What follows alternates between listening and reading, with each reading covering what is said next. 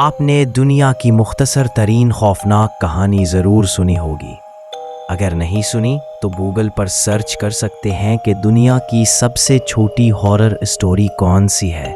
وہ کہانی یوں ہے: دنیا کا آخری انسان اپنے کمرے میں بیٹھا تھا۔ اچانک دروازے پر دستک ہوئی۔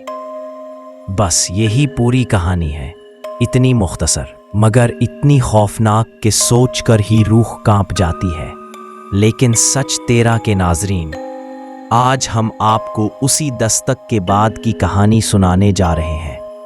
تیار ہو جائیں اور دل تھام کر بیٹھیں۔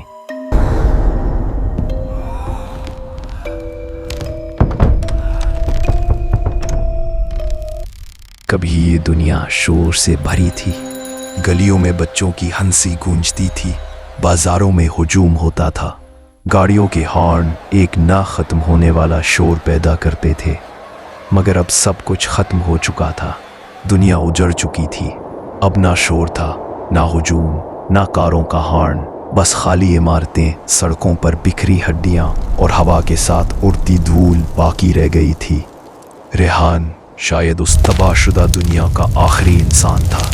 مہینوں سے وہ اکیلا زندہ تھا، کبھی بوسیدہ سپر مارکیٹوں میں خوراک ڈھونڈتا، کبھی پرانی لائبریریوں میں جا کر اپنی تنہائی کم کرنے کی کوشش کرتا۔ وہ خالی کتابوں کے اوراق پڑھتا اور پھر خود سے باتیں کرتا، جیسے کاغذ اس کا ہمراز ہو۔ لیکن انسان اکیلا کب تک زندہ رہ سکتا ہے؟ تنہائی ایک وقت کے بعد روح کو چاٹنے لگتی ہے۔ ریحان اکثر دیواروں سے سوال کرتا، کھڑکیوں سے بات کرتا، کتنی تنہائی ہے یہاں، اور آسمان کو دیکھ کر چیختا،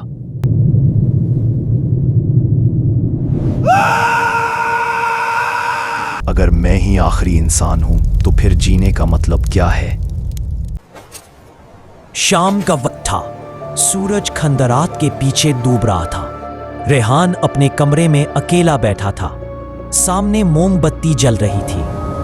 وہ ڈائری میں اپنے دن کے چند بکھرے جملے لکھ رہا تھا۔ کمرہ سناٹے میں ڈوبا ہوا تھا، بس قلم کی خرچ اور موم بتی کی ٹمٹماتی روشنی۔ اچانک دستک، ہلکی سی مگر صاف۔ ریحان چونک گیا، قلم اس کے ہاتھ سے گر گیا۔ وہ ساکت ہو کر دروازے کی طرف دیکھنے لگا۔ یہ کیسے ممکن ہے؟ اس نے دل ہی دل میں کہا۔ اس نے دھڑکتے دل کے ساتھ کان لگایا۔ چند لمحے خاموشی رہی اور پھر دستک دوبارہ ہوئی، اس بار پہلے سے زور سے۔ ریحان کی قدم لڑکھڑانے لگے۔ وہ اٹھا، کانپتے ہاتھوں سے دروازے کا کنڈا پکڑا اور آہستہ سے دروازہ کھولا۔ باہر کچھ نہیں تھا۔ یہاں تو کوئی نہیں ہے، تو دستک کس نے دی تھی؟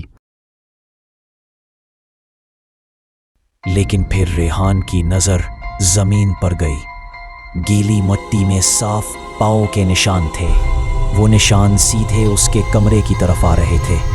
ریحان کی سانسیں رک گئیں۔ اس نے آہستہ سے گردن موڑی اور کمرے کے اندر جھانکا۔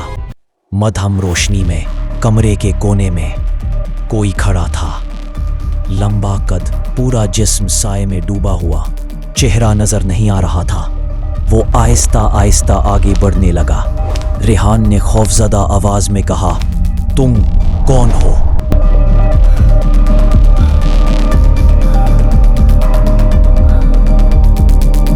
میں تمہارا ہمزاد ہوں۔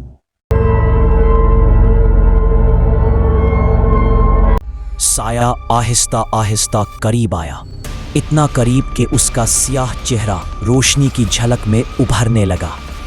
وہ چہرہ ریحان ہی کا عکس تھا، لیکن مردہ، خالی اور سرد۔ سایہ دھیمی آواز میں بولا، تم اکیلے ہو ریحان، تنہائی تمہیں کھا رہی تھی۔ میں اسی تنہائی سے جنم لے کر آیا ہوں۔